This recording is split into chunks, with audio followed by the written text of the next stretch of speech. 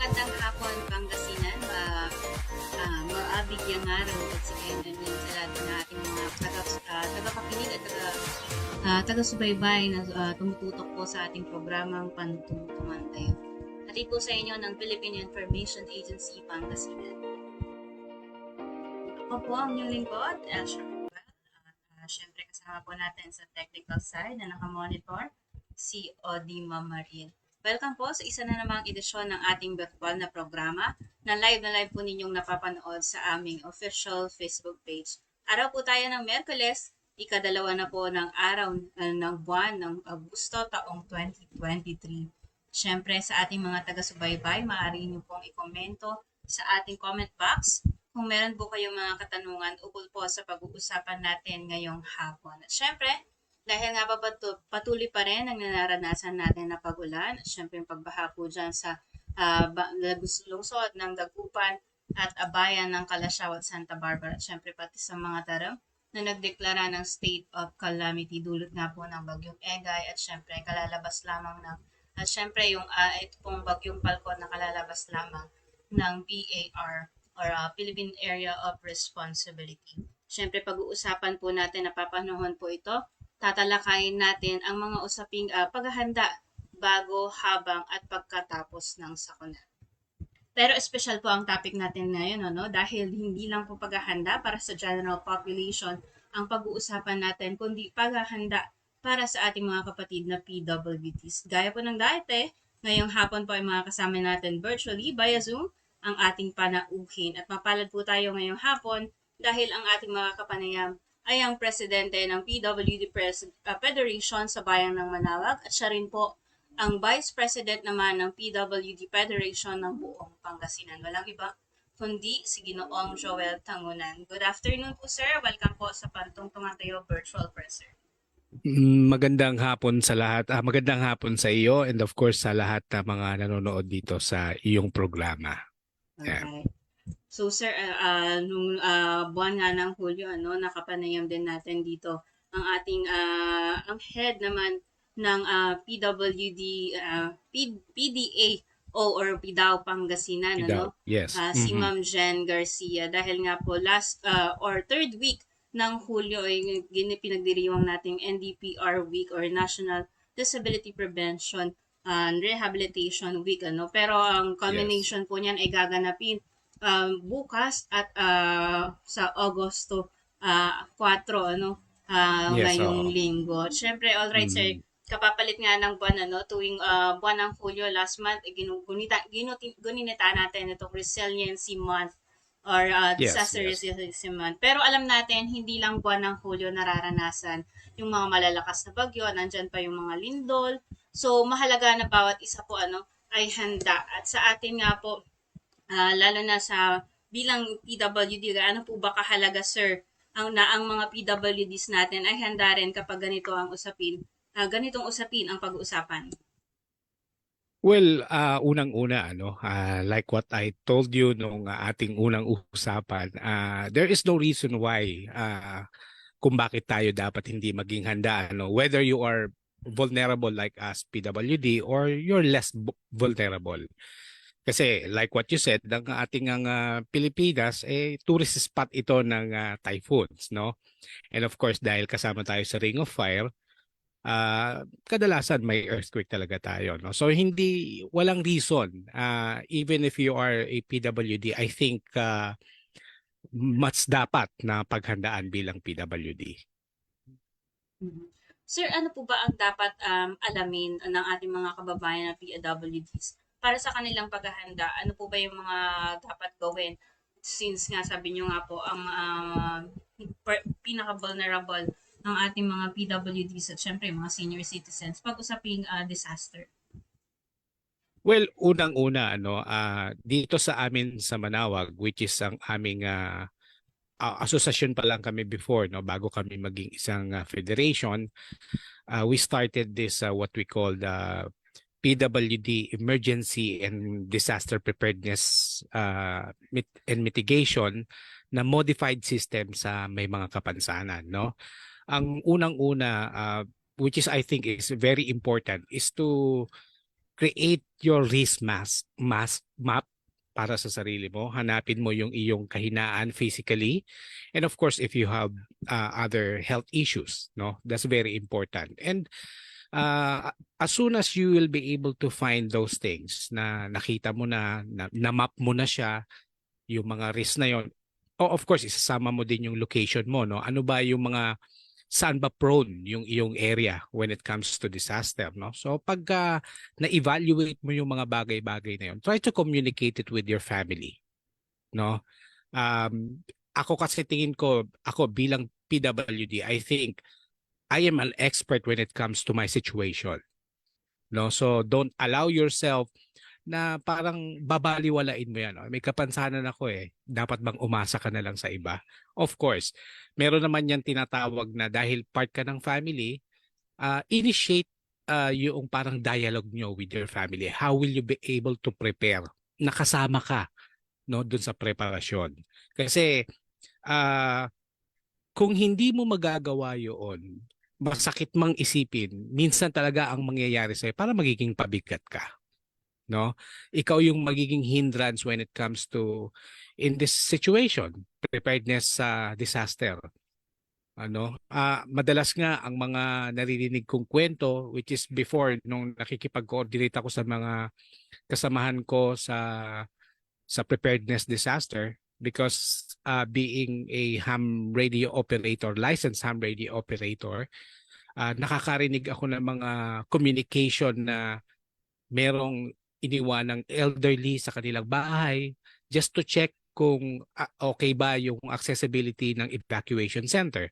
So pagbalik ng family doon sa tahanan, together with the rescuers, wala na yung matanda, lumubog na sa baha. So yun yung mga bagay na kaya importante yung nag-uusap kayo eh. Contingency plan, yung pwede ka nang mag-preemptive evacuation kung maaari. So yun, yung mahalaga yun. Tingin ko, isa yun sa pinaka-importanting elemento when it comes to PWD preparedness sa disaster. Sir, nabanggit nyo kanina no, na kailangan alamin nila yung risk map nila. Dahil po ba ito dahil sa magkakaiba yung mga tinatawag natin na disability ng bawat PWDs? Yes, that's one. Kasi like halimbawa, in my case, ayun nga madalas kong sinasabi pagka nagkakaroon kami ng pagpupulong na hindi lahat sa amin ng mga PWD, dahil iba-iba ang mga cases namin, can apply yung duck cover, yung tatlong bagay na yon sa disaster drilling, no? So kailangan pag na-identify mo yung kahinaan mo physically, no, physically, meron kang mga gagawin na mga bagay. Like ako, what I do is I have a hard hat na nakahanda sa aking wheelchair. Since hindi ko mako-cover ang wheelchair ko, I have to consider na kapag halimbawa earthquake, so ang para hindi mauga yung wheelchair ko, kailangan ko siyang i-break. So paano ko mai-cover yung ulo ko kung ang kamay ko hindi ko maitaas? So yung aking hard hat na pwede kong mailagay sa ulo ko once can protect my head, no, doon sa mga bagay-bagay. So kailangan talaga ma-identify mo yung physical limitation mo for you to be able to create your own way na paano mo maprotektahan yung sarili mo, no? And of course, lagi yon, once na ma-recognize mo yung kahinaan mo na yon, always communicate it with your family. Especially unang-una kasi ang family mo eh. Of course, merong mga sitwasyon na ang ating mga kapatid na may kapansanan, eh hindi rin madalas, baka yung iba na iiwan pa ng bahay dahil yung mga kapamilya nila eh nasa trabaho. No? So, dapat yun may paghahanda. Paano mo gagawin yun kung mag-isa ka lang? Yun.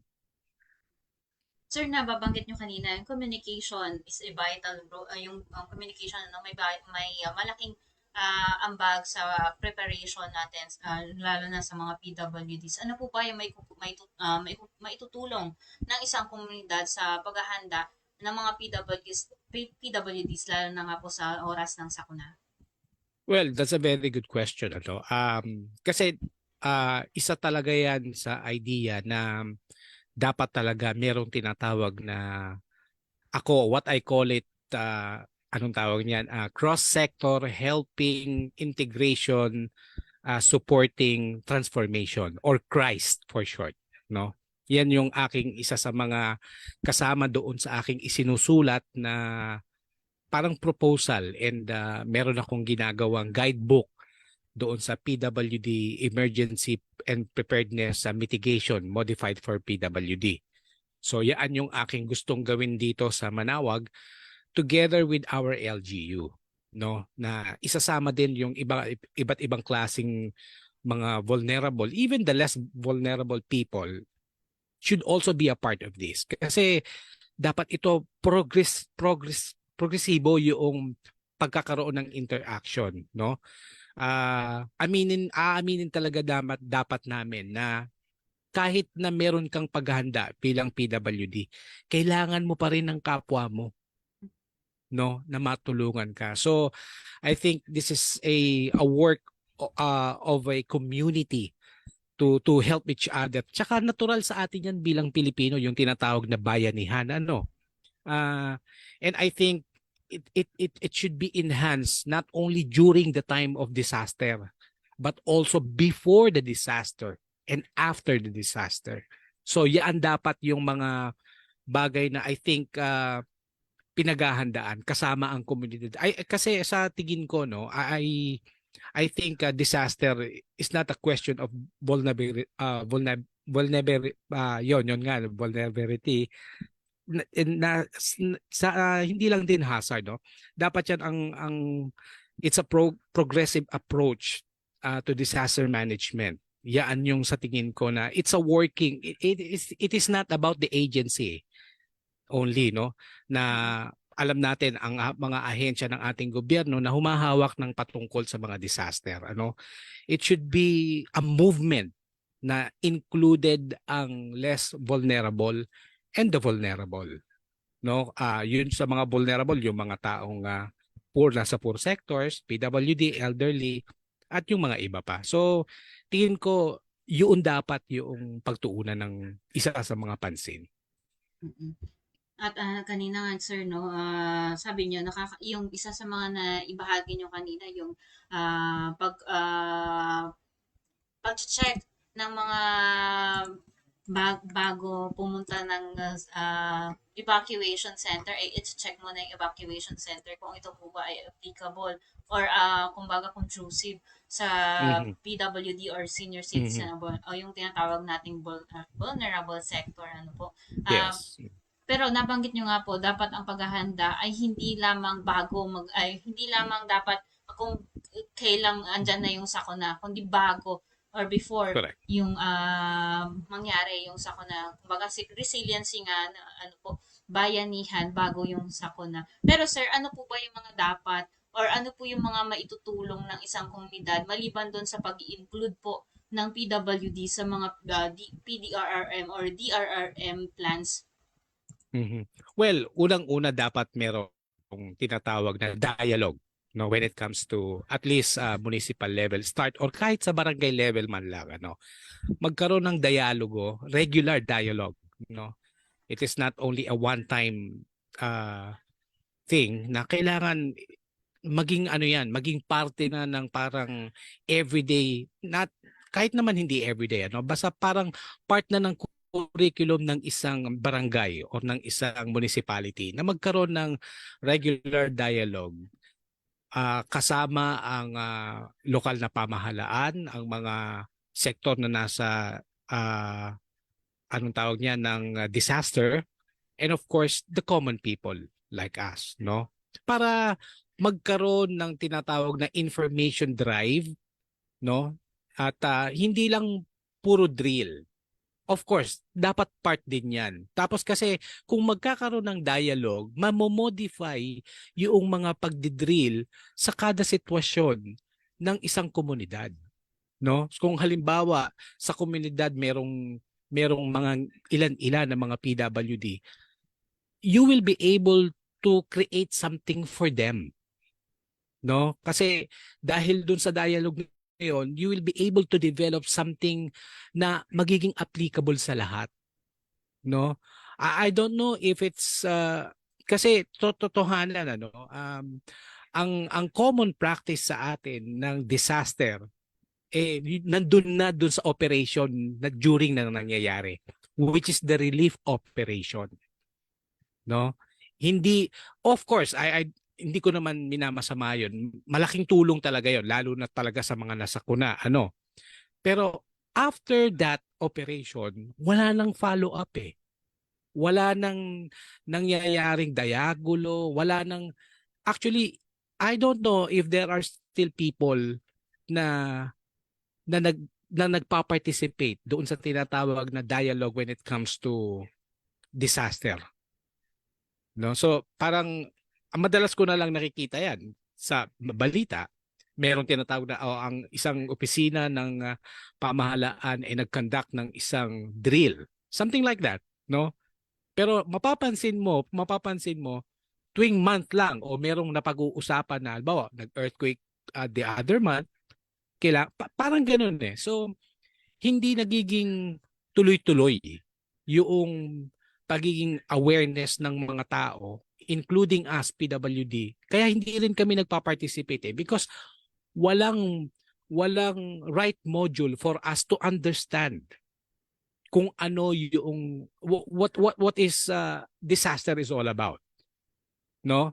Walang modules halimbawa para sa mga blind dating mga kapatid na may kapansanan. Walang module para sa mga deaf and mute nating mga may kapansanan. So, yung communication gap is really there para ma-disseminate yung mga ganyang klaseng information. Tama kayo dun, sir. Bilang natanong ko na rin yan sa aking sarili, kapag sinabi nga natin sa kunan, kahit kami mismo na sabi nga general population or wala hindi man kami kabilang do sa vulnerable group, pagka panahon ng sakuna, kami din isa sa mga namong problema o kumbaga Exactly. natataranta tuwing magkaroon man ng Exactly. ganyan. Pero paano nga ba it hit me na paano nga ba pag sa PWD naman at yung mga senior citizen lalo na kung wala silang mga kasama sa kanilang Tapos kabahayan. bedridden pa. Yes, sir. And then Yeah. I look sa internet and doon nga nakita ko na halos general yung mga makikita natin na tips sa preparedness before, during, and after ng ganitong sakuna. Pero hindi natatalakay itong pagkakaroon ng paano naman kung sa PWD i-apply yung mga ganitong bagay. Yes. Well, actually, the very reason why I am trying to do this, no? Kasi unang-una nung maging biktima ako ng earthquake before and I started voicing it out, no? Especially sa mga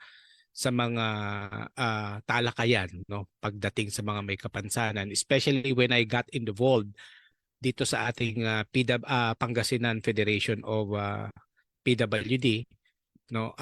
Madalas kong binabanggit yung portion ng preparation for PWD, no?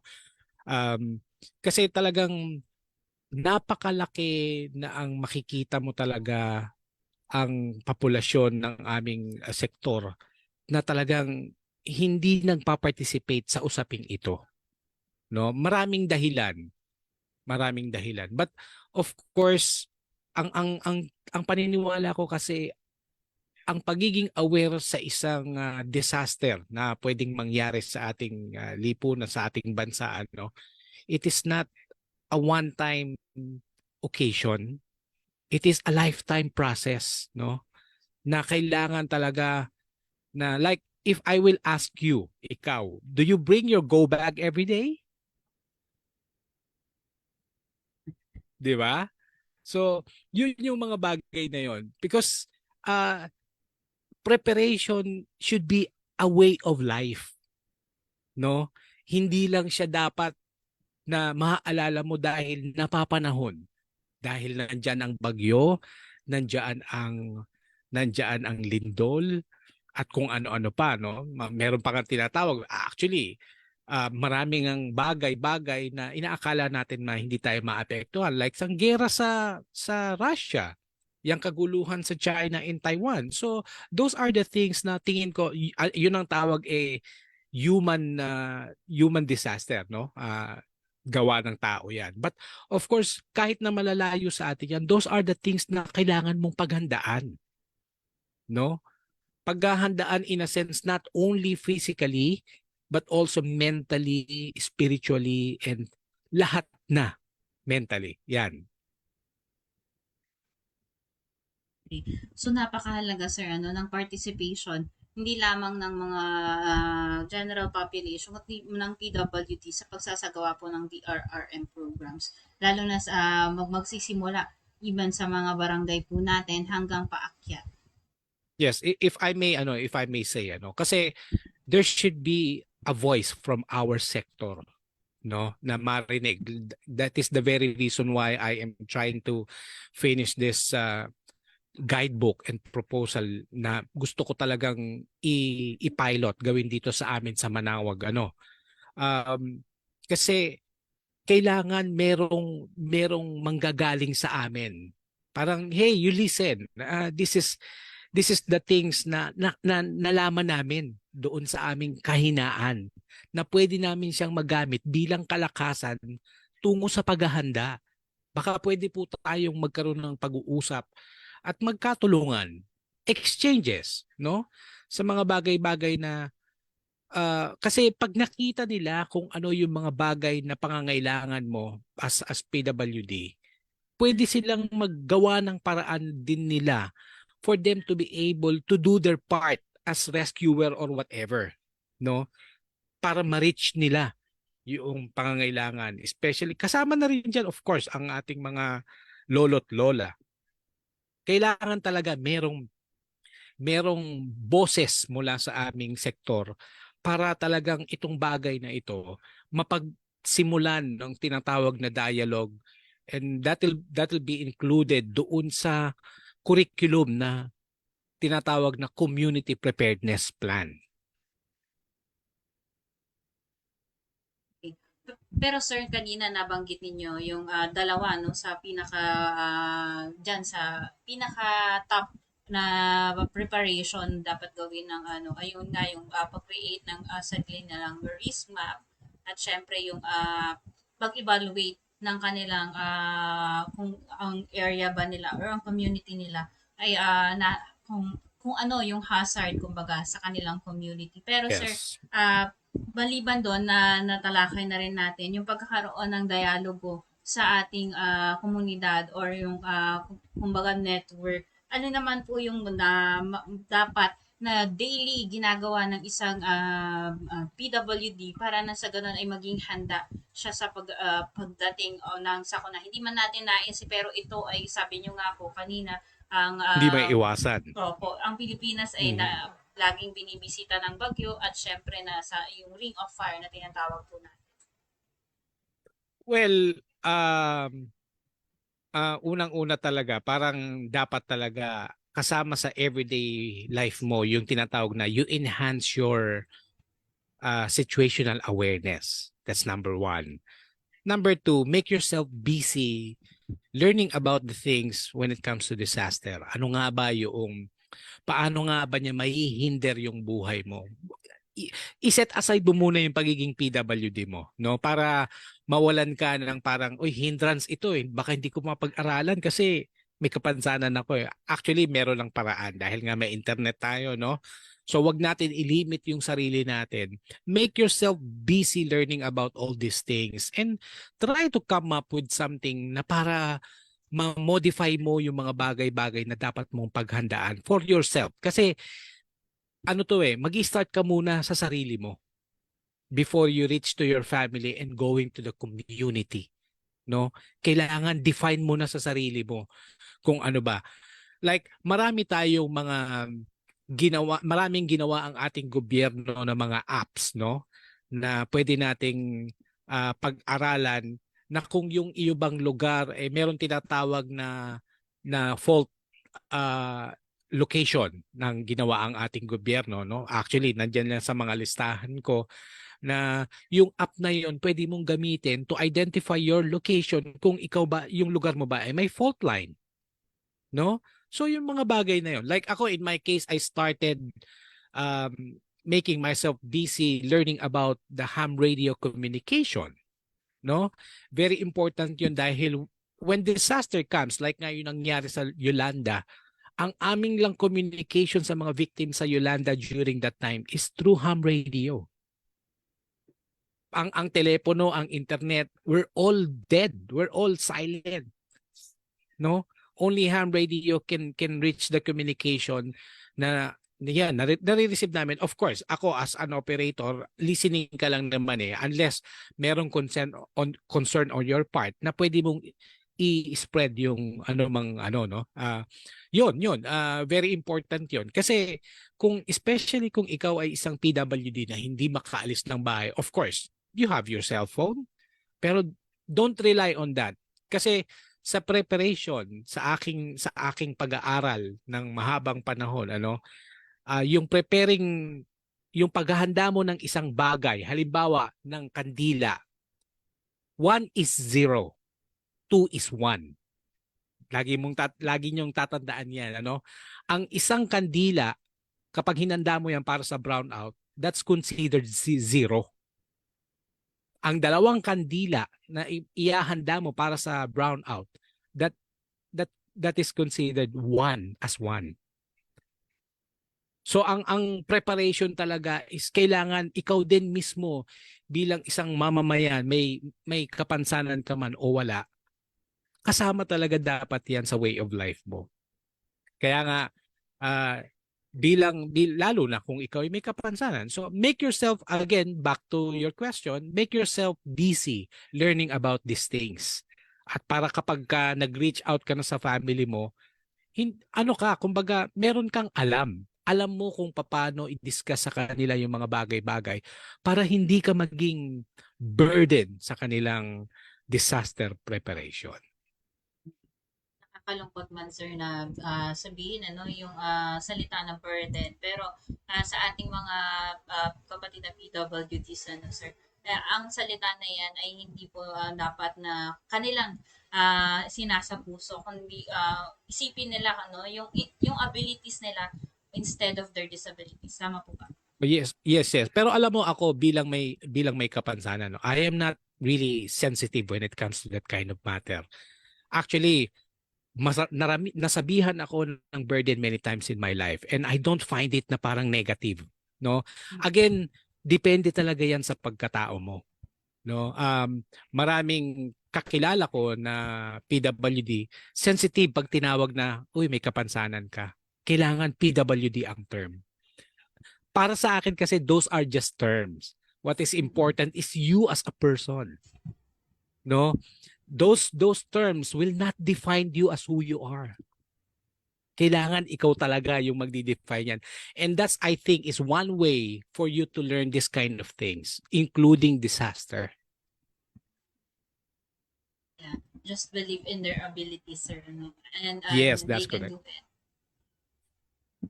And of course, sir, kanina nabanggit nyo na rin yung paghahanda katulad na lamang ng kandila. Maliban sa ham radio and kandila, ano pa po ba yung mga dapat na ihanda ng isang pamilya, lalo na kung may PWD sa kanilang pamilya? Well, basically, nandyan ang tubig, no? Of course, pagka nasa disaster ka, magkakaroon yan, expect mo na may interruption sa water yan. Okay? So, kahit nakapaghanda ka na ng tubig, learn about paano ba mag-purify ng tubig. Kung ang tubig ulan lang ang chance mo na makuha yung tubig, no? Alamin mo 'yon kung paano mag-purify ng tubig. Merong mga devices diyan, merong mga tablets diyan na available over the counter. Kailangan meron ka rin lagi noon. Gaano nga ba karami yung isang tablet na ilalagay mo sa isang galon? Gaano nga ba kadami ang tubig na ihahanda mo per head? No? Kasi may mga basic 'yan, 'di ba? Sa preparation, 3 minutes, nakalimutan ko na, basta 3-3 'yun no? 3 days without eating, you're dead. No? 3 minutes without air, you're dead. So, ganun din. Meron din sa tubig yun. Hindi ko na matandaan. But, of course, yun yung mga bagay-bagay na kailangan alamin mo. Of course, andyan yung mga pagkain na dapat yung hindi madaling masira. Dapat siya nakahanda na yan sa isang lugar sa bahay mo na kung sakaling magkaroon ng earthquake, madali mo siyang mahila lang kung mag-i-stay ka sa labas ng bahay dahil yung bahay mo ay nag-collapse. No? Yun yung mga bagay na yun na pag-aralan kasi tinuturo yan ng ating mga mahal na ahensya sa gobyerno ng nag-handle ng disaster. Tinuturo nila yan eh. No? Now, it's up to you na paghahandaan yan. Ako nga, honestly, Iha, madalas kong naririnig, sir, mahirap naman maganda-handa pa kasi additional gastos yun eh. Tama nga naman, additional gastos yun. Ano? Pero wala naman pinagkaiba yun kapag naghanda ka ng birthday mo ng bonggang-bongga eh. Di ba? Walang pinagkaiba doon yun. It's just a matter of disciplining yourself. Maghahanda ka lang ng pagkain for a month, no? Kasi ilalabas mo naman din yun eh. May tinatawag na process na first come, first in, first out sa pagkain. No? Magagamit mo din yan, makakain mo din yan. Makikita mo, malapit na mag-expire, kainin mo. Pero palitan mo. Kasi for stockpiling mo yun eh. Ang tawag natin dyan sa Pangasinan dito sa atin is abasto. Tama ba ako? Sir. Kailangan meron tayong abasto. Yun. Kasama yun sa mga dapat na ginagawa mo. Kasi honestly, totohanan, kwento ito. During the time of pandemic, syempre hindi ka talaga makalabas. Although ako hindi naman talaga ako lumalabas, most of the times nasa bahay lang talaga ako. Pero dahil kami ng wife ko is talagang yung preparation is a part of our everyday life. During the time the pandemic, syempre maghihintay ka ng ayuda. Kami hindi na kami parang okay kami kasi nakapaghanda ka eh. 'Di ba? Dahil nakapaghanda ka, parang hindi ka na problema kung kailan darating sa'yo yung relief. No?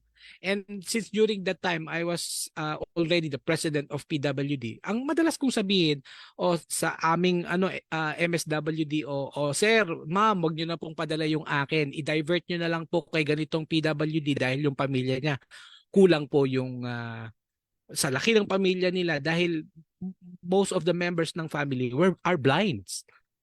No? Talagang, totoo. Magmula apo hanggang lola ang blind sa kanila. So please divert yung relief na para sa akin sa ganitong family na ito. Tapos, during that time, dahil nga syempre, handa ka, okay ka, so you try to contact private people, private group na who are willing to help. Syempre, kino-coordinate ko yan dito sa aming local disaster. Ma'am, meron po kaming papasok na ganitong tulong para sa pamilyang ganito.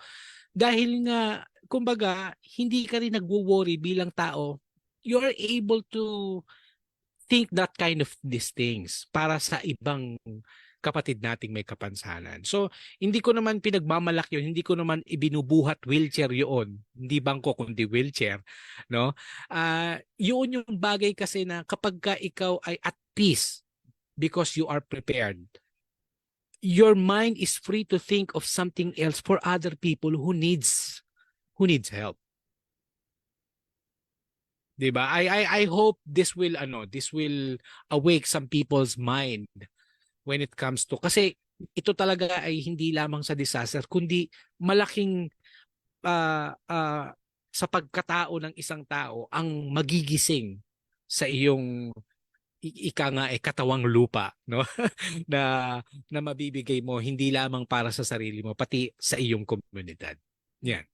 Tama naman sir yung inyo pong mensahe na kapag ka ready ang isang family handa rin siyang tumulong kapag ka okay na yung kanyang pamilya kumbaga Exactly. kakapag-extend tayo ng tulong sa ating kapwa kapag tayo mismo ay handa.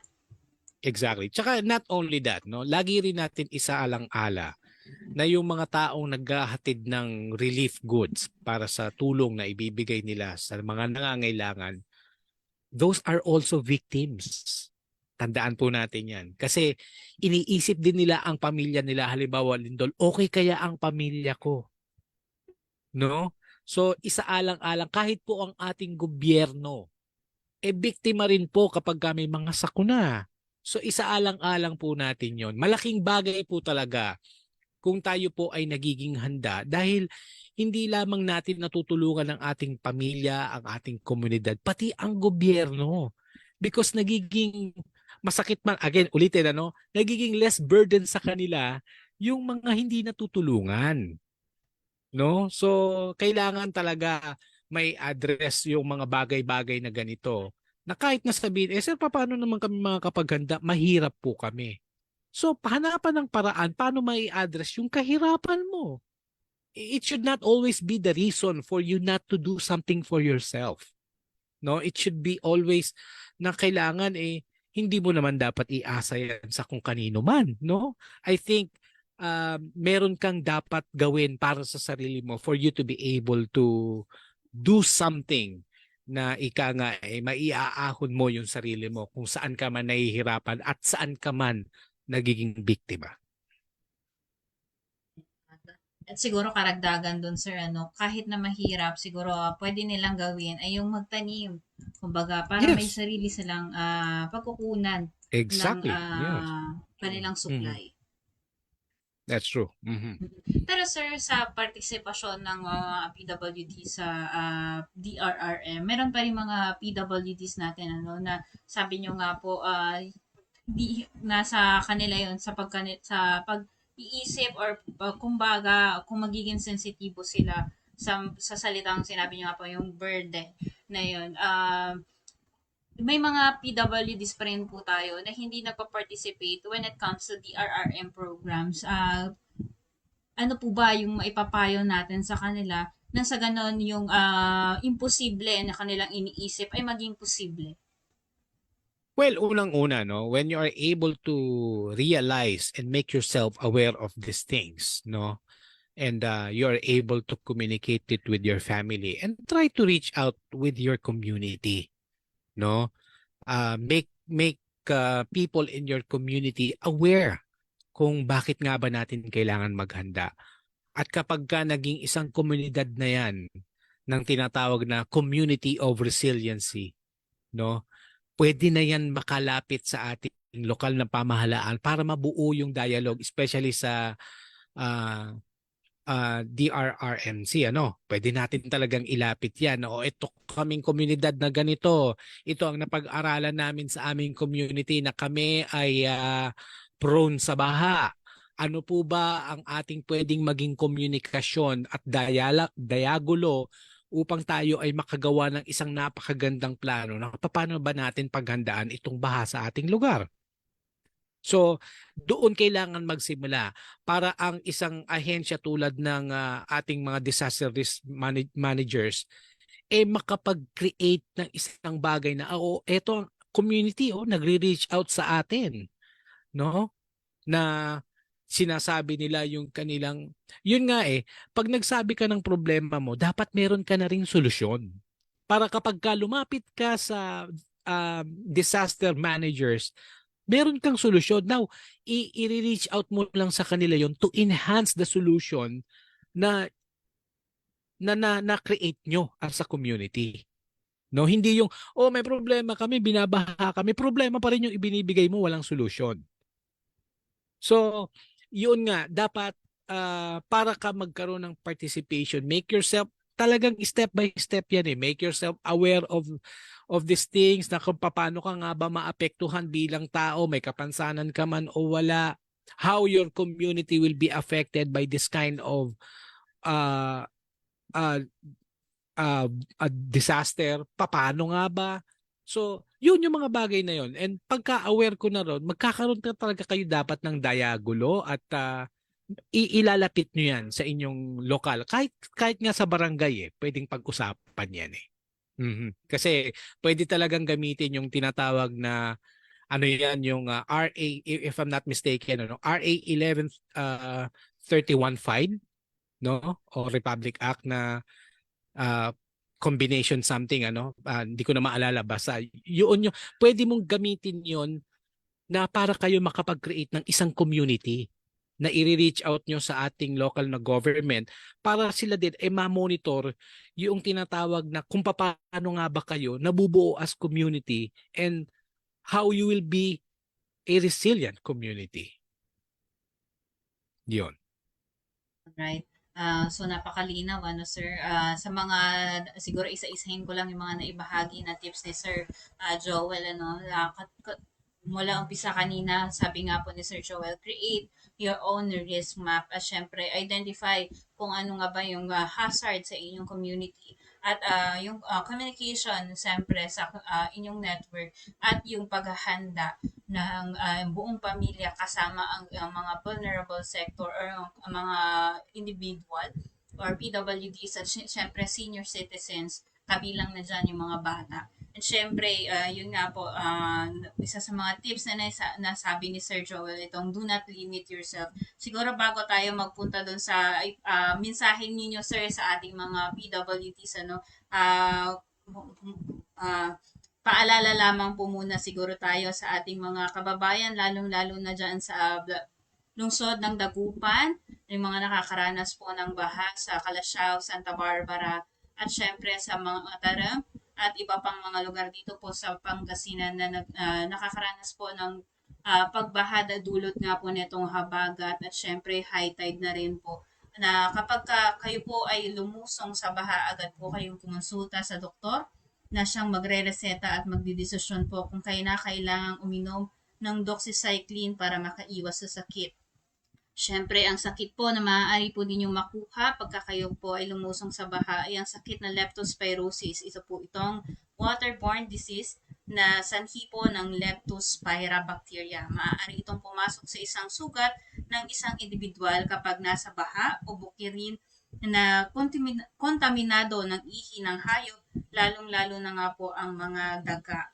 Kabilang sa mga sintomas ng leptospirosis ang lagnat, muscle pain, sakit ng ulo at mapulang mata. At syempre, maaaring maapektuhan ng mga malalang kaso ng nasabing sakit ano, na leptospirosis ang atay, bato o utak ng isang tao kapag hindi po naagapan agad.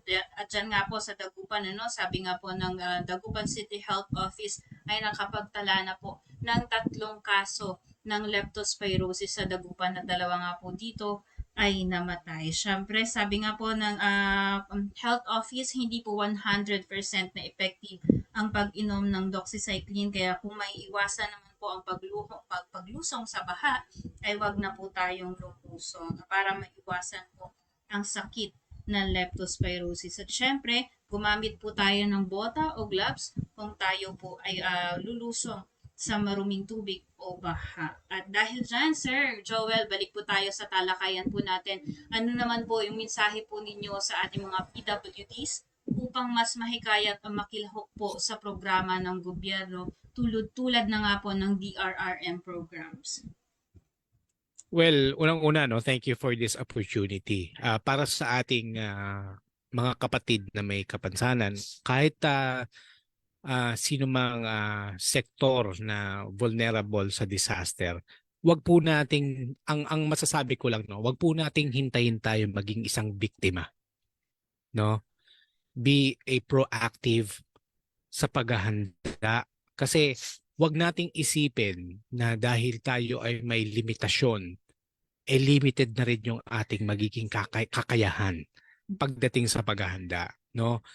Let's change that kind of mindset kasi yun ang nagiging dahilan kung bakit tayo nagiging may kapansanan. Yun ang nagiging dahilan kung bakit tayo nagiging burden. At yun din ang nagiging dahilan kung bakit tayo nagiging victims. And of course, when you are a victim, may possibility na malaki kasi ang chance dahil nga vulnerable ang PWD, malaki talaga ang chance na we will not be able to survive yung talagang malaking disaster. No, even that, honestly, ako bilang isang taong may kapansanan, even death is part of your preparation. Yun yung tinatawag na spiritual preparation. Kasi it's beyond your control, no? Kung ikaw ay matabunan ng building dahil may kapansanan ka, hindi ka nakatakbo, maybe that's it, no?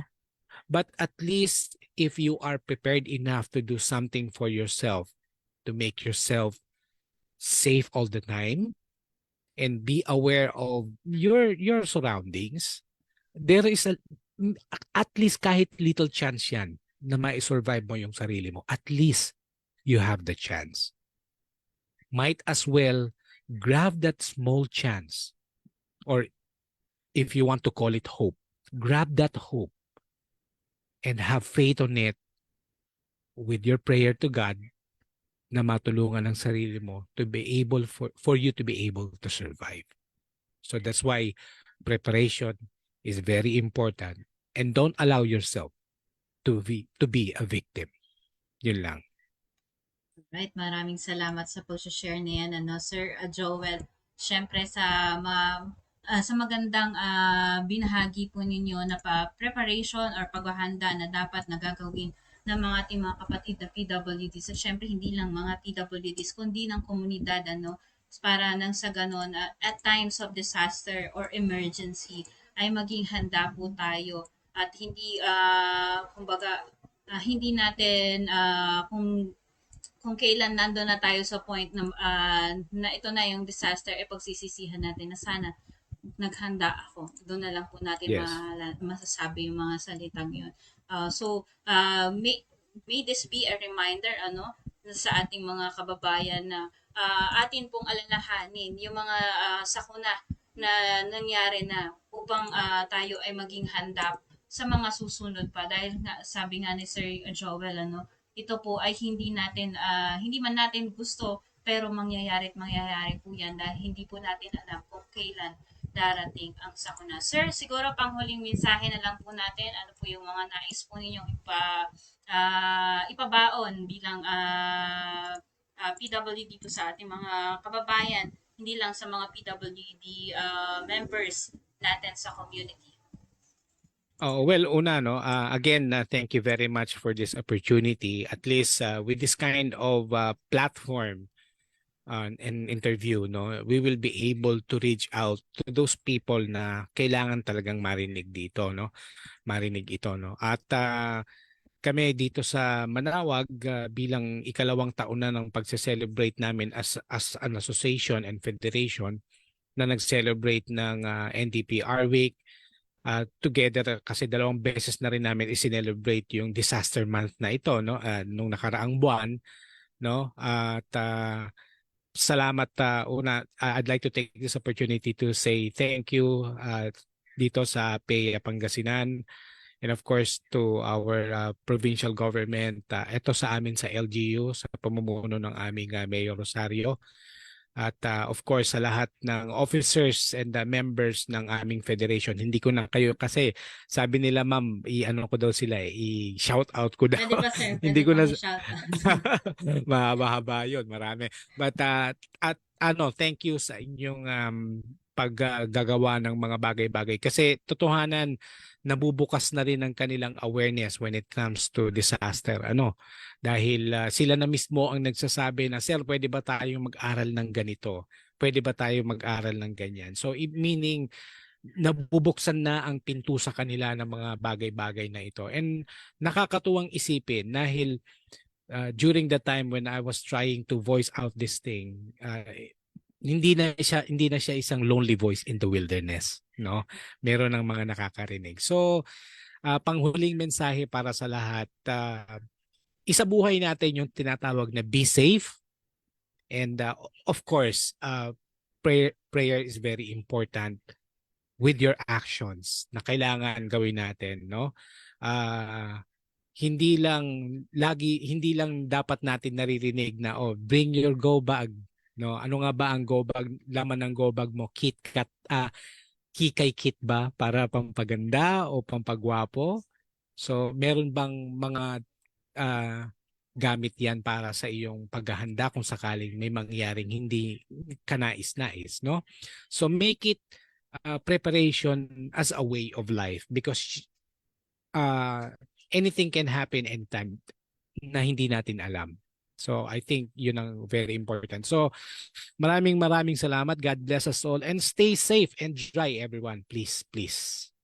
Alright, maraming salamat po Sir Joel Dangunan, ang Vice President ng PWD Pangasinan Federation. At syempre, sila rin po ang president ng PWD Federation dyan po sa bayan ng Manawag. At shoutout po na nanonood sa atin ngayon si Ma'am Jennifer Garcia, ang head ng Pangasinan Person with Disability Affairs Office. Good afternoon po, Ma'am Jen. Well, mga kaibigan, balbaligyan salamat po sa inyong walang humpay na pagtutok at pagsama sa amin sa Pantungtungan Tayo program na puno ng mahalagang impormasyon para sa paghahanda, syempre sa mga programa at serbisyo ng gobyerno. Muli po tayo magkasama-sama mga kaibigan sa susunod po na episode ng ating programang napapanood po ninyo live sa PIA Pangasinan Facebook page. Ako po muli ang inyong lingkod, Elsa Arguel ng PIA Pangasinan. At kasama po natin sa technical side, virtually, kasama rin po natin Mr. Audie Mamaril at syempre sa ngalan po ng aming Information Center Manager sa PIA Pangasinan, Ma'am April Montes Bravo. Lagi po nating natandaan that a well-informed Filipino is an empowered Filipino.